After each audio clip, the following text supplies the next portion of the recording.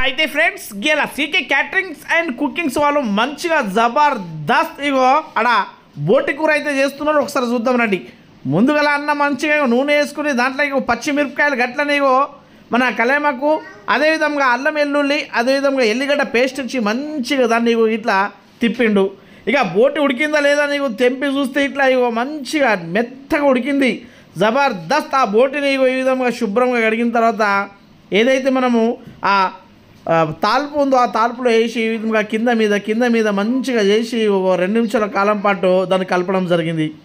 మంచిగా ఆ బోటి ఈ విధంగా కుతుమంటూ ఉడికి 2 నిమిషాల పాటు ఉడికిన తర్వాత కారం, ఉప్పు, పసుపు, అదేవిధంగా దాంట్లో కొద్దిగా మన ధనియాల పౌడర్ వేసుకుని మళ్ళీ కలపడం జరిగింది. మంచిగా అది ఒక 5-10 నిమిషాల తర్వాత మంచిగా ఈ విధంగా ఆయిల్లో ఫ్రై అయిన తర్వాత మన మీదకెళ్ళి కొద్దిగా ఉప్పు, అదేవిధంగా నిమ్మకాయ పిండడం జరిగింది. నిమ్మకాయ పిండిన తర్వాత ఇంకొక 5 నిమిషాల కాలం పాటు దాన్ని అదేవిధంగా ఉంచడం జరిగింది.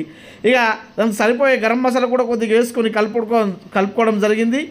దాని తర్వాత మంచిగా ఇంకొక 5 నిమిషాలు అదేవిధంగా కలుపుకొని మూత పెట్టేసిన తర్వాత మళ్ళీ పైనుంచి కొద్దిగా కొత్తిమీర వేసుకొని ఇక ఆ బోటి కూర అయితే రెడీ అయిపోయింది. ఇక ఇంటి వాళ్ళకి పిలుద్దాము, వాళ్ళే టేస్ట్ చెప్తారు, ఒకసారి చూద్దాము. సరేనా?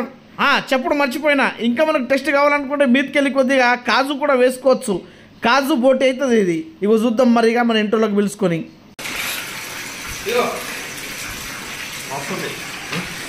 నిజం చెప్పమ్మా, అబద్ధాలు చెప్పకు, మళ్ళా ఉన్నది ఉన్నట్టు చెప్పు. నువ్వు కూడా తిని చెప్పు, కాకపోతే నమ్మకపోతే బాగుంది. రెస్టారెంట్లో తిన్నట్టున్నది. రెస్టారెంట్ల ఫ్రై కన్నా బోటి ఫుల్ మస్తు టేస్ట్ ఉంది. తలకాయ అలాగే తలకాయ కూడా ఫుల్ టేస్ట్ ఉంది. ఎప్పుడైనా కన్ను మూసుకొని మీరు చెప్పచ్చు. తలకాయ కూడా అయితే చికెన్